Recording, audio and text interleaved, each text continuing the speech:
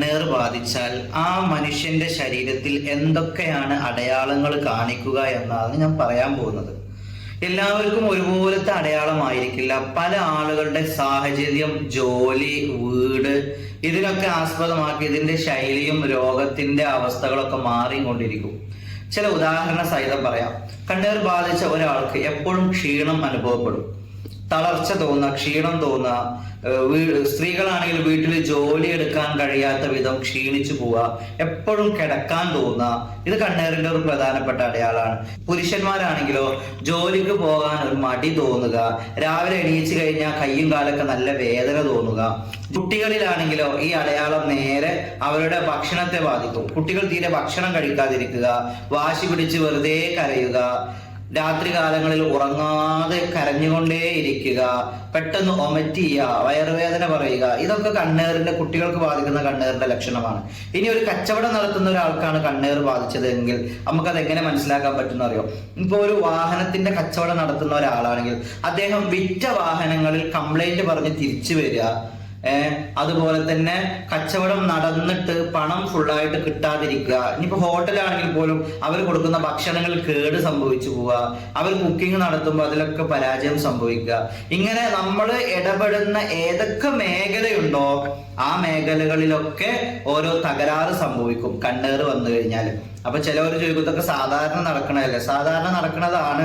പക്ഷെ സാധാരണ നടക്കുന്നതിനേക്കാൾ എന്തെങ്കിലും വ്യത്യസ്തമായി തോന്നുന്നുണ്ടെങ്കിൽ മാത്രം നിങ്ങൾ എന്ത് ചെയ്താൽ മതി, കണ്ണേറായിട്ട് പരിഗണിച്ചാൽ മതി.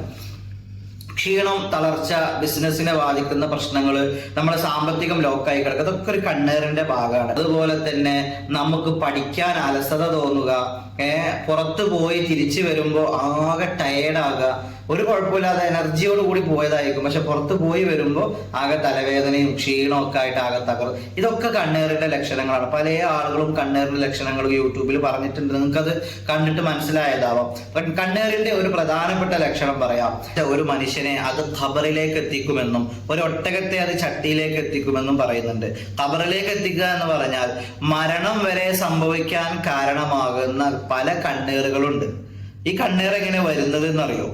നമുക്ക് തന്ന അനുഗ്രഹത്തില് അവര് കണ്ണ് വെക്കുക. അതിനെ കുറിച്ച് പുകഴ്ത്തി പറഞ്ഞാലും അത് മോശമായി പറഞ്ഞാലും ഒക്കെ നമുക്കത് ബാധിക്കാൻ ചാൻസ് ഉണ്ട്. കൂടുതൽ പുകഴ്ത്തി പറയുമ്പോഴാണ്. ഇപ്പൊ ഒരു കുട്ടിയെ കണ്ടു, ഓ എന്ത് രസാല കുട്ടിനെ കാണും, നോക്കടാ ആ കുട്ടിയെ നോക്കടാ, ഇങ്ങനെ പറയുന്ന ആളുകളില്ലേ, അതൊരു കണ്ണേറായിട്ട് മാറും. അല്ലെങ്കിൽ ഒരു കടയുടെ മുന്നിലൂടെ പോകുമ്പോൾ നല്ല തിരക്കുണ്ട്, അപ്പൊ ആ കട നോക്കിയിട്ട് ഓ ഓൻ്റെ ഒക്കെ ഭാഗ്യം നോക്കാച്ച്, നല്ല കച്ചവടമാണ് അവിടെ, മതി, കണ്ണേറ് ബാധിച്ചു, പിന്നെ അവർക്ക് കച്ചവടം ഉണ്ടാവില്ല. ഇതാണ് കണ്ണേറിന്റെ ഒരു പ്രധാന ലക്ഷണം. ഇപ്പൊ ചില കുട്ടികളില് നമ്മള് ഇവിടെ അതേപോലെ തന്നെ ഇവിടെ ചില വരകൾ വരച്ചു കൊടുക്കുന്നുണ്ട് കരി കൊണ്ട്, ശ്രദ്ധിച്ചിട്ടുണ്ടോ നിങ്ങള്? അത് കണ്ണേറിനെ മാറ്റാനാണ്, അകറ്റാനാണെന്ന് പലരും പറയുന്നുണ്ട്. ശരിക്കും അതിൽ വേറൊരു സത്യം കൂടിയുണ്ട്. ഒരു കുട്ടിയുടെ മുഖത്ത് കരി കൊണ്ട് വരക്കുന്നത് കണ്ട നമ്മളിപ്പോ കാണാൻ അഴകുള്ള കുട്ടിയാണെങ്കിലും എന്താ പറയാ, ഓ ആ കുട്ടിയുടെ മുഖത്തൊക്കെ ആകെ വരച്ച് ആകെ എരപ്പാക്കി കേട് വരുത്തി അങ്ങനെയൊക്കെ പറയില്ലേ? അപ്പോ ആ ചെയ്യേണ്ട കാര്യങ്ങൾ എന്തൊക്കെയാണെന്ന് വെച്ച് കഴിഞ്ഞാൽ 11 ദിവസം തുടർച്ചയായിട്ട് ഒരു വെള്ളത്തിൽ മന്ത്രിച്ചിട്ട് ആ വെള്ളം കൊണ്ട് കുളിക്കുക. മന്ത്രിക്കേണ്ടത് എന്തൊക്കെയാണെന്ന് പറഞ്ഞുതരാം. ഫാത്തിഹ, 7 ഫാത്തിഹയും 7 ആയത്തുൽ കുർസിയും 1 യാസീനും 21 ഫലഖ് സൂറത്തും 21 നാസ് സൂറത്തും, അതേപോലെ തന്നെ അഊദു ബികലിമാത്തില്ലാഹി താമ്മാത്തി മിൻ കുല്ലി ശൈത്വാനിൻ വഹാമ വമിൻ കുല്ലി ഐനിൻ ലാമ. ഇത് പ്രത്യേകം നല്ല പവർഫുൾ ഉള്ള ഒരു ഇസ്മാണ്, ഒരു മന്ത്രമാണ്. അതുകൊണ്ട് ഇതും എന്ത് ചെയ്യുക, മന്ത്രിക്കുക. ഈ പറഞ്ഞ ദിക്റിനെ ഒരു ഒറ്റയിട്ട സംഖ്യയിൽ നിർത്തുക. അതായത് ഒരു 21 തവണയോ 41 തവണയോ ചൊല്ലിയിട്ട് എന്ത് ചെയ്യുക, വെള്ളത്തിൽ ഊതുക.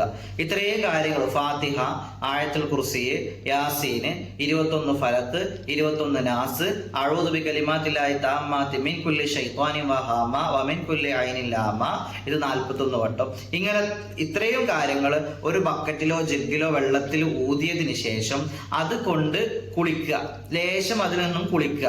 ഇങ്ങനെ നിങ്ങൾ 21 ദിവസമോ 11 ദിവസമോ 41 ദിവസമോ, ശക്തമായിട്ട് കണ്ണേർ ബാധിച്ചവരാണെങ്കിൽ 41 ദിവസം തുടർച്ചയായിട്ട് ചെയ്താൽ ഒരാളെ മുന്നിൽ പോകാതെ നിങ്ങൾക്ക് നിങ്ങളെ വീട്ടിൽ നിന്ന് തന്നെ കണ്ണേർ മാറ്റിയെടുക്കാൻ കഴിയും. കണ്ണേറിനെ സിഹ്റിനേക്കാൾ കൂടുതൽ പേടിക്കേണ്ട ഒരു വിഷയമാണ് കണ്ണേർ. അത്രക്കും കണ്ണേറ് ബാധിച്ച ഒരു മനുഷ്യൻ ആ രീതിയിൽ തകർന്ന് തരിപ്പിടമാകാൻ ചാൻസ് ഉണ്ട്. അതുകൊണ്ട് കണ്ണേറിനെ തൊട്ട് അള്ളാഹു നമ്മളെ